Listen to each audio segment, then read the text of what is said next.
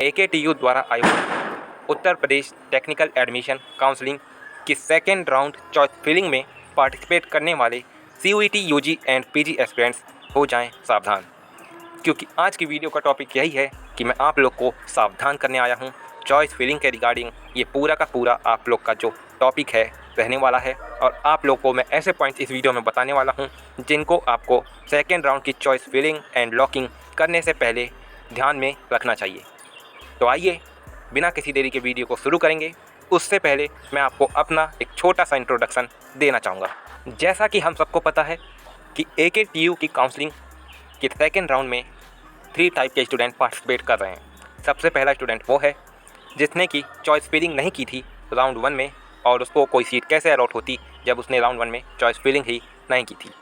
Second number पे वो student आता है जिसने राउंड 1 में चॉइस फिलिंग तो की थी लेकिन उसको सीट अलॉटमेंट नहीं हुई क्योंकि उसके मार्क्स कम होंगे या फिर उसकी चॉइस फिलिंग में कोई कमी रह गई होगी, इसीलिए उसको सीट अलॉट नहीं हो पाई। तो ये हो गया दूसरा स्टूडेंट। फिर आते हैं तीसरा स्टूडेंट। तीसरा स्टूडेंट वो होगा जिसने चॉइस फिलिंग भी की राउंड 1 में और उसको सीट अलॉटमेंट भी हुआ, उसको सीट अलॉटेड है। ये है थर्ड टाइप का स्टूडेंट। हमने तीनों स्टूडेंट के बारे में जाना, लेकिन इस वीडियो का टॉपिक ये नहीं है। इस वीडियो का टॉपिक ये है कि ये तीनों student choice filling and locking करने में किन बातों का ध्यान रखेंगे, उस पर हम लोग बातचीत करेंगे।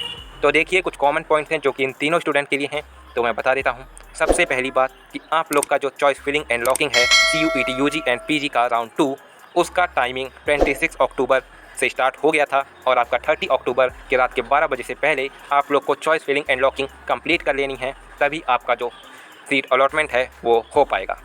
अब आते हैं हम उन बच्चों पे जिनका चॉइस फिलिंग उन्होंने कर लिया है, लेकिन लॉकिंग करने से पहले आप इन बातों का ध्यान रखिएगा कि अगर आपने चॉइस फिलिंग कर ली है तो इस बात का ध्यान रखिएगा कि आपने वो सारे चॉइसेस ऊपर फिल किए हों जो आपको चाहिए और वो सारे चॉइसेस आपने नीचे फिल किए हों जो आपको नहीं चाहिए, या फिर आप चाहते हैं कि अगर बहुत ही रेयर केस बने तो आपको वो मिले, जिसमें आपको उम्मीद है, जिसमें आपके मार्क्स आपको लगता है कि आपकी जो सीट अलॉटमेंट है उस कॉलेज में हो जानी चाहिए, वो कोर्स आपको उस कॉलेज में मिल जाना चाहिए, तो उससे आप टॉप पे रख सकते हैं। अब हम उन बच्चों की बात करते हैं जिनको सीट अलॉटमेंट राउंड 1 में हो गया था, क्योंकि सबसे ज़्यादा परेशानी उन्हीं बच्चों को होने वाली है जिनका अलॉटमेंट राउंड 1 में हो गया था। तो देखिए राउंड 1 में जिनका अलॉटमेंट हो गया है उनको किन बातों का ध्यान रखना है ये बता देता हूँ मैं।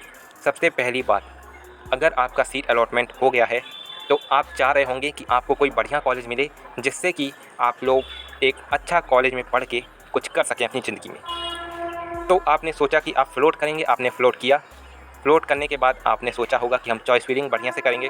तो उसमें आपको ध्यान क्या रखना है? आपको ध्यान ये रखना है जो सीट अलॉटमेंट आपको हो चुका है जिस कॉलेज में जिस कोर्स के लिए, उसको आप नीचे रखेंगे और जो कोर्स आपको चाहिए उसको आप एकदम टॉप पे रखेंगे। जो कॉलेज आपको चाहिए जिस कोर्स में, वो आप लोग टॉप पे रखेंगे और जो आपको अलॉटेड है ऑलरेडी उसको नीचे रखेंगे। ये नहीं कि आपको जो कोर्स चाहिए, जो कॉलेज चाहिए, उसको आप लोग अलॉटेड कॉलेज के नीचे रख दें। आपको ऐसा बिल्कुल नहीं करना है। आपको ये करना है कि जो आपको अलॉटेड कॉलेज है उसके ऊपर आपका मनचाहा कॉलेज आपको रखना है, तभी आपको वो कॉलेज अलॉट हो पाएगा, अन्यथा आपका वही कॉलेज फिर से अलॉट हो जाएगा, फिर आपको राउंड 3 का इंतज़ार करना पड़ेगा। इसलिए इस बात का ज़रूर ध्यान रखिएगा। और एक और बात आपको मैं बता देता हूँ कि चॉइस फिलिंग करने के बाद लॉकिंग करने से पहले 2-3 बार अच्छे से चेक कर लीजिएगा जो बात मैंने आपको बताई उसको ध्यान में रखते हुए, ताकि कोई भी गड़बड़ी का सामना आपको ना करना पड़े और आपकी सीट अलॉटमेंट अच्छे से हो जाए। अब आते हैं उन स्टूडेंट्स पे जिनको ऑलरेडी सीट अलॉटेड है लेकिन वो चाहते हैं कि उनको एक और अच्छा कॉलेज एक अच्छे कोर्स के साथ फिर से अलॉट हो राउंड 2 में, तो उनकी बात कर लेते हैं। तो देखिए यहाँ पे आप लोगों ने अगर ऐसा फैसला कर लिया है कि आपको एक बढ़िया कॉलेज चाहिए, तो देखिए यहाँ आपको क्या करना है। अगर जैसे कि यहाँ पे एक स्टूडेंट है, उसको चौधरी चरण सिंह, ये जो यूनिवर्सिटी आपको दिख रही है ये अलॉटेड है, इसलिए इसने जो है कि इसको एकदम लास्ट में रखा है। इसने सिर्फ और सिर्फ 3 यूनिवर्सिटी यहाँ पे दिख रही हैं जिन्हें कि उसने रखा हुआ है एकदम लाइन से। तो देखिए मैं आपको यहाँ पे ये चीज़ समझाना चाहता हूँ कि जो यूनिवर्सिटी आपको अलॉटेड है उसे आप एकदम लास्ट में रखिएगा और जो आपको चाहिए उसे एकदम टॉप पे रखिएगा। जैसे कि इस बच्चे को AKTU चाहिए तो उसने AKTU को टॉप पे रखा है, और फिर वो चाहता है कि अगर AKTU ना मिले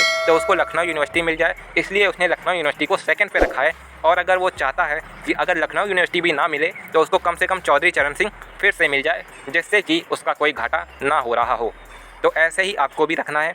आपको वो कॉलेज ऊपर नहीं रखना है। मान लीजिए ये आपको अलॉटेड है, इसके ऊपर आपको वो कॉलेज नहीं रखना है जो आपको नहीं चाहिए, क्योंकि अगर वो अलॉट हो गया तो आपका ये वाला जो कॉलेज है वो कैंसिल हो जाएगा ऑटोमेटिकली। इसलिए आप लोग को इसके ऊपर वो कॉलेज नहीं रखना है जो कि आपको नहीं चाहिए, सिर्फ वही कॉलेज इसके ऊपर रखेंगे जो कि आपको चाहिए। तो ये बात आपको समझ आ गई होगी। तो यही मैं आपको समझाना चाह रहा था। और ये भी बात ध्यान रखिएगा कि अगर आपको सीट अलॉटमेंट हो गया सेकेंड राउंड में भी, तो आपकी जो फर्स्ट राउंड की सीट है वो ऑटोमेटिकली कर ली जाएगी, उसको आप नहीं ले सकते हैं फिर, अगर आपको सीट अलॉटमेंट हो गया। लेकिन अगर आपको सीट अलॉटमेंट नहीं हुआ तो आप उस सीट को दोबारा ले सकते हैं, उस पर भी एडमिशन ले सकते हैं। इस बात को एकदम क्लियर रखिएगा, तभी आप कोई कॉलेज ऐसे रखिएगा जिससे कि आपको वो मिल जाए। ये नहीं कि आपका बेकार कॉलेज आपको मिल जाए टॉप पे और जो आपका राउंड 1 में बढ़िया कॉलेज था वो आपके हाथ से चला जाए। इस बात का ज़रूर ध्यान रखिएगा। और सबके लिए ये बात मैं कह देता हूँ कि आप लोग को 30 अक्टूबर के रात के 12 बजे से पहले अपनी चॉइस फिलिंग के साथ साथ लॉकिंग भी कर लेनी है। अगर आप लॉकिंग नहीं करते हैं तो समस्या हो सकती है। वैसे मुझे नहीं लगता कि समस्या होगी, वो खुद से ही लॉक हो जाएगा। आपका जो भी चॉइस उस वक्त पे फिल होगा वो खुद से लॉक हो जाएगा और आपके उसी पे सीट अलॉटमेंट राउंड 2 का रिज़ल्ट आ जाएगा और आपको वो स्वीकार करनी होगी सीट, अगर आपको अलॉट हो जाती है तो। इसलिए लॉकिंग अपनी मर्ज़ी से कर दीजिएगा, नहीं तो वो जो सिस्टम है वो ऑटो जनरेटेड है, वो खुद से भी लॉक कर देगा। ठीक है, तो ये था पूरा अपडेट जो कि मैंने आपको दे दिया। आप लोग इन बातों का ज़रूर ध्यान रखिएगा। आई होप आपकी जो डाउट है वो सॉल्व हो गई होगी। और ये मेरी तरफ से मेरे दिमाग में आया था कि ये चीज़ आप लोग को बता देनी चाहिए। किसी ने मेरे से ये बात नहीं पूछी थी पर मुझे लगा कि मुझे बता देना चाहिए, इसलिए मैंने बता दिया। बाकी आपकी मर्ज़ी, आपको जो कुछ और पूछना है आप कमेंट सेक्शन में पूछ सकते हैं। कमेंट सेक्शन आपके लिए हमेशा के लिए खुला है। राउंड 2 का सीट अलॉटमेंट होना है 31 अक्टूबर को। आई थिंक इवनिंग तक आप लोग का जो राउंड 2 का सीट अलॉटमेंट रिज़ल्ट है वो आ जाएगा। तो उसका अपडेट भी आपको इसी चैनल पर सबसे पहले प्रोवाइड किया जाएगा। तो आप लोग चैनल को सब्सक्राइब कर सकते हैं, वीडियो को लाइक कर सकते हैं और बेकार लगी हो तो डिसलाइक भी कर सकते हैं। तब तक के लिए खुश रहिए, पसंद रहिए, आबाद रहिए। जय हिंद दोस्तों, वंदे मातरम।